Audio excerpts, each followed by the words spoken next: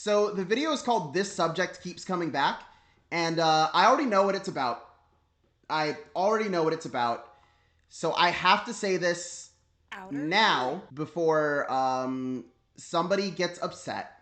This is the OT video I'm going to make, okay? I haven't made one before, and this will be the only one.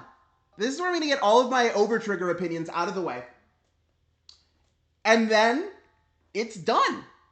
There will be no more video from me about overtriggers. This is the only one I'm making, okay? Are we very clear? I hope we're all clear on this. This is the only one.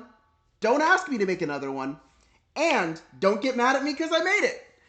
Both of those things. Here we go. Basically, I'm more using Orange's video as a jumping off point right now to remind me of the things I need to talk about. Like this is more my video. What's an OT? God, I wish I was you. Behind this. So before we like hear anybody else out, I do want to say that the arguments, quote, for overtriggers are mainly just arguments of like inertia, you know? They're mainly just arguments that say, well, it's already here, so we should just leave it. And that is tragic because just leaving it isn't fun. Like basically there's a lot of arguments right now that treat overtriggers as if they're this Pandora's box that once they've been opened, they can never be addressed again and you just have to live with it. And it's like, sure, I guess you could think about it like that if you think that like if you were to think that, say, Stride was a mistake, then like we can't put that back in the box. We can't put imaginary gifts back in the box, right? But overtriggers, on the other hand, are a very low number of cards, all things considered, that swing the game in your favor immensely whenever they are revealed.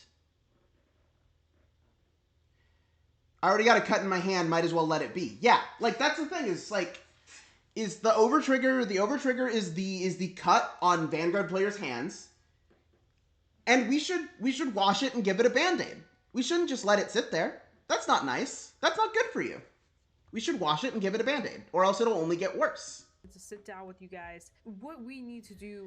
Oh, this one got to me because I'm sitting here and I'm like, wow, I'm all of these things. Now, to be fair, I've only been commentator on my own games, but I'm all of these things. And I sit here and I go, this is a problem. By the way, for those of you not in the know, literally round 1 of EUBRO, right? Or no, was it round 1? No, it was literally like the last round of EUBRO. There was a Dimension Police player who was just absolutely 100% would have lost this fucking game, right? His opponent goes, okay, 3 to pass. And his opponent goes 3 to pass on his Geomaglis swing. And he just checks OT and doubles his power and crit and deals 8 damage. What are you supposed to do about that?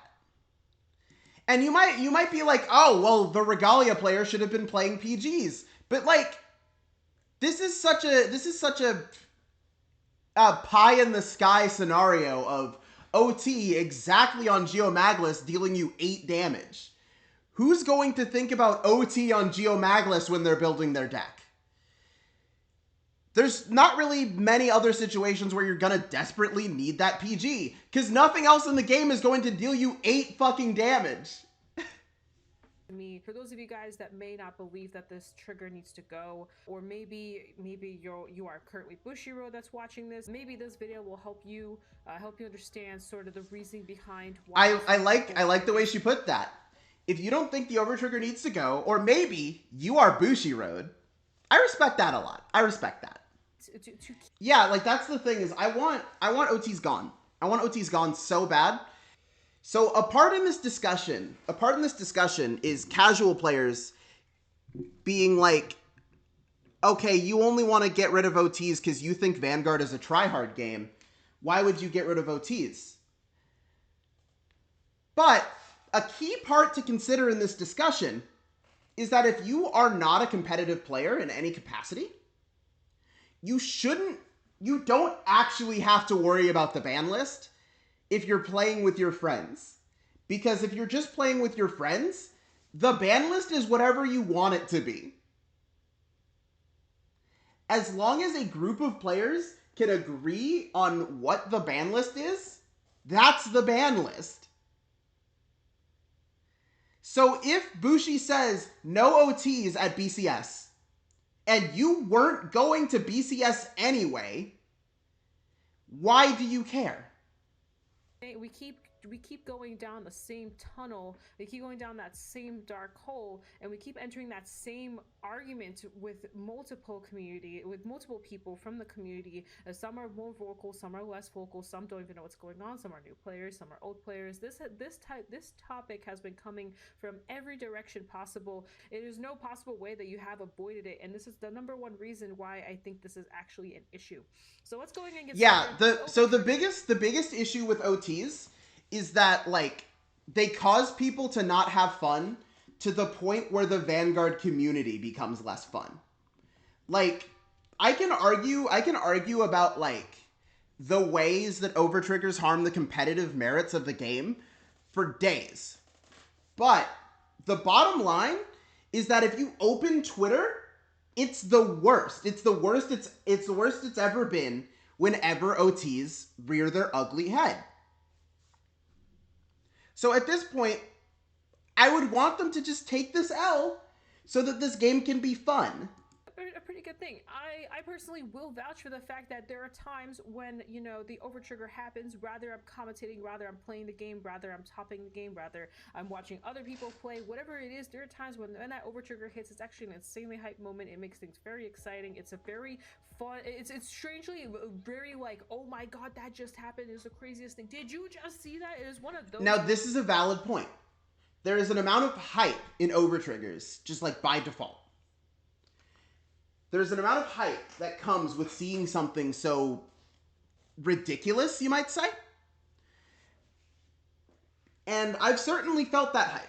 I've certainly had the moments like, my opponent checks overtrigger, and I'm like, oh, I guess I just have to take this hit, and then I check my overtrigger back. But there's also just the amount of ridiculous number of times that you are simply steamrolled because your opponent checked an overtrigger, and you had no recourse against this. BS.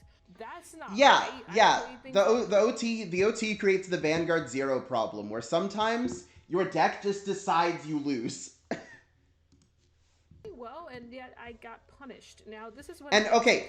Before somebody says something like, "Oh, well, variance is just a part of card games," usually this is an amount of variance that can be accounted for. Like, if my opponent checks a 10k, if my opponent is about to drive check for a 10k trigger, I can play in a way where I can play around this extra 10,000 power. I can guard 2 to pass. I can guard 3 to pass. I can guard no pass. There is no combination of shield values other than exactly a PG that stops any attack that is powered up by an overtrigger.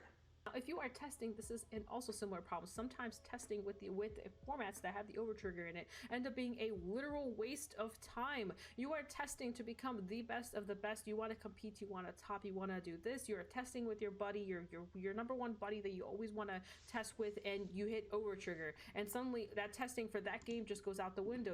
You have a game 2 go on. You're like, okay, maybe game 2 will be different. You hit overtrigger again, and it's like, how are you supposed to decipher how good or bad this deck is if you keep hitting the one trigger that essentially pretty much auto wins you the game. Now that's just testing. There are so many games where I try to test out a new deck and I just keep hitting OT, or my opponent, that person that I'm testing with, keeps hitting their OT, and then it's hard to tell what could I have even done defensively in that situation, or if it would have mattered, or how to change the testing, especially in premium. By the way, this is insane in premium. This is very feature bigger in premium, and I do want to note that my argument towards this is mainly for premium and not so much standard. I'm aware of the reasons of why the overtrigger should stay in standard. However, premium is kind of a whole other story. Keeping in mind the fact that But what Orange mentioned here about OTs and validating certain amounts of testing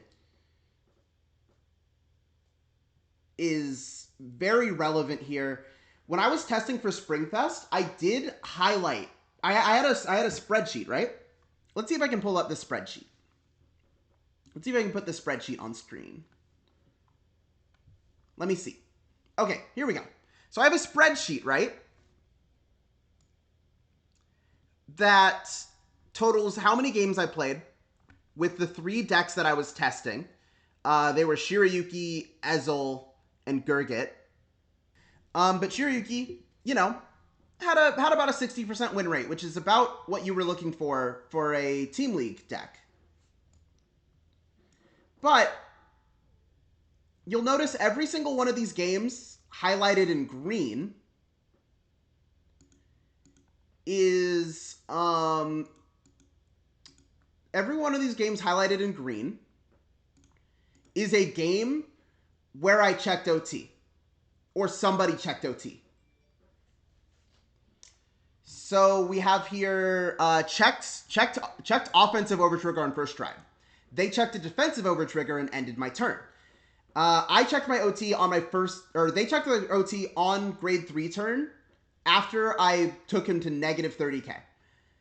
I G assisted for grade 3, but then I hit my OT, and then he hit his on defensive, but then I crit on the second Vanguard swing. He checks 6 damage OT and I lose. He checks offensive PG. He checks offensive OT. I don't have a perfect guard, and the Messianic player assembles 6 blasters on his board. I lose to defensive overtrigger. I lose to defensive overtrigger. I lose to defensive overtrigger. I draw all 4 PGs, and he gets defensive overtrigger. He checks OT on turn 2, or on my grade 2 turn, with the stupid dragon that Hari has, and gives the dragon a crit and sentinel restrict. Meanwhile, in Ezel, okay, this one's just a heal. This one's just a heal.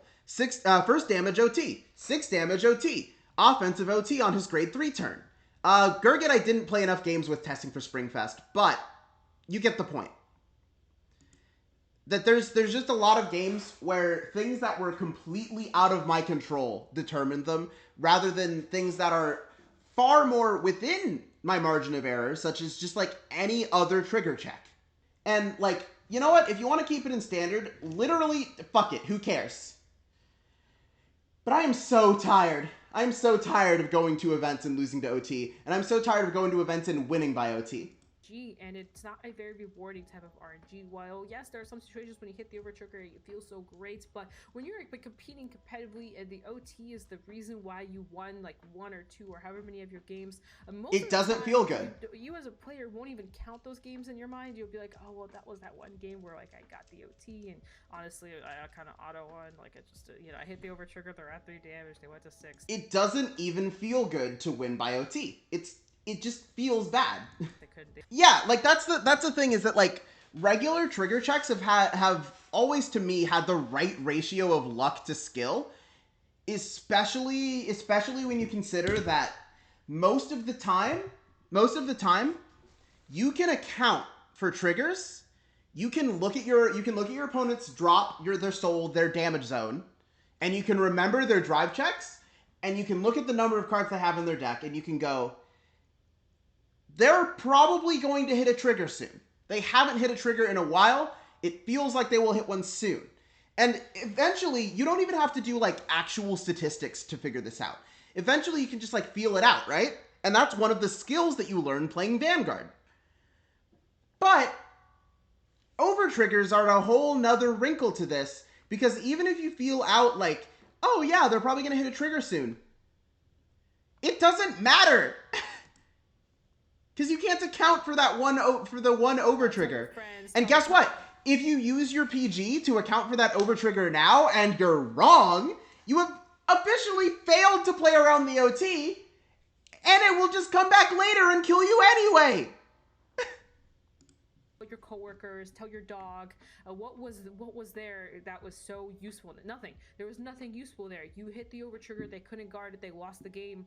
Woohoo, you won the game. And you know, in some moments it's like when it's like that last turn or whatever, it's kind of cool, but then in situations where it happens out of nowhere, you're just kind of like, well, I guess I just win here. And I think the worst feeling is that sometimes you look at your opponent and you want to say I'm sorry for checking the one of in my deck, but at the same time you can't even say anything because you already know how they're feeling. They feel like crap, and you know that you can't help them, and there's nothing you can do. You just kind of pack up your stuff and leave, you know. And that is the worst way to end a game. A game should be ended in a way where both it's just not a fun way to end the game. Like, again, I went to a tournament recently, right? Sat down face to face with my opponents. And any game that would have been determined by OT, like, I was lucky enough to not have very many games determined by OT this past weekend. But if that had happened to me, then I don't know how I'd exit the situation. I don't know how I'd say to my opponent, like, good game, I had fun playing against you and all that. Because, you know, that just sucks. And it's not fun for anybody, and everybody feels bad afterwards instead of feeling like really, really hype about how cool my opponent's deck was and how cool my deck was and how we can trade secrets and talk about what the general game plans are and how to better play against these matchups in the future. It just sucks.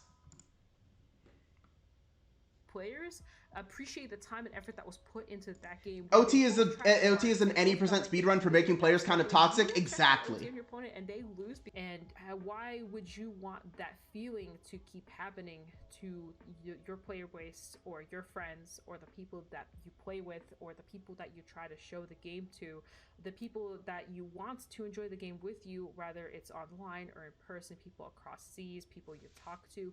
Why would you want to be in a situation where you feel like you didn't deserve it?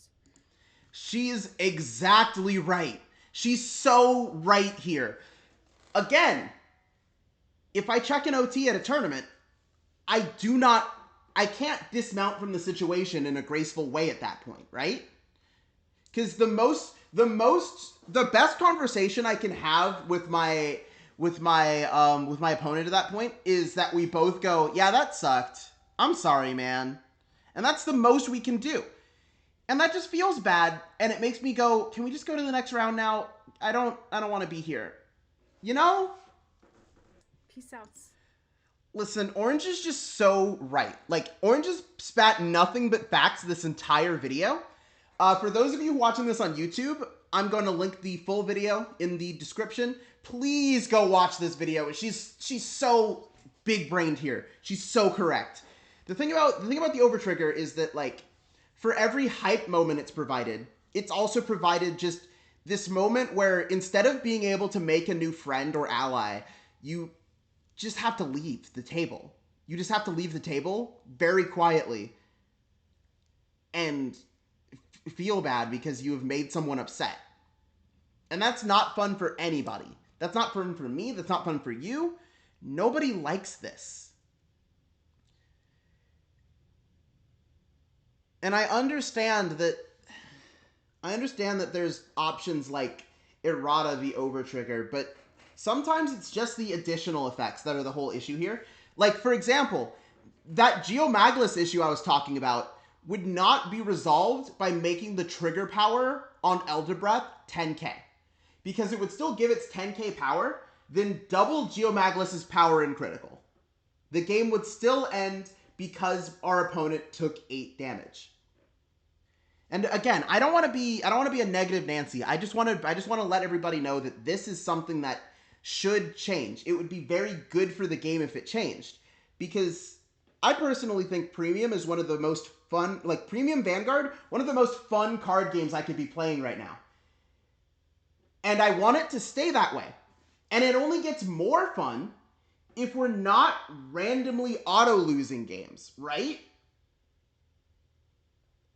I don't think this is that controversial of an opinion, and I hope it stays uncontroversial, even though it sure feels like a lot of people are yelling about it. But there is actually one more thing I wanted to talk about, one more thing that I hadn't been, that I thought Orange would bring up, and that's why I watched this, as part of why I watched this video on stream, was because I thought she would bring it up and then we'd talk about it. But she didn't, so I'll just bring it up now. Don't yell at random people on Twitter about this, okay?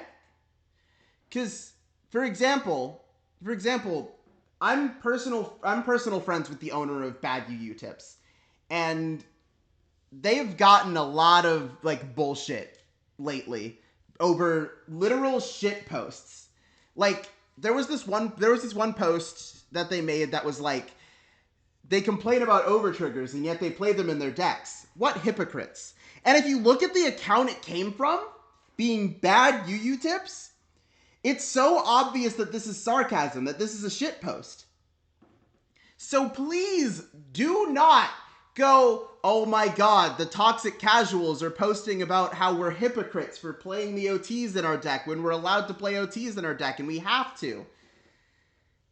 This is not an example of that. It's okay. But other than that, I think that's it. I think that's all I have to say on the overtrigger discussion until it happens to me on stream again.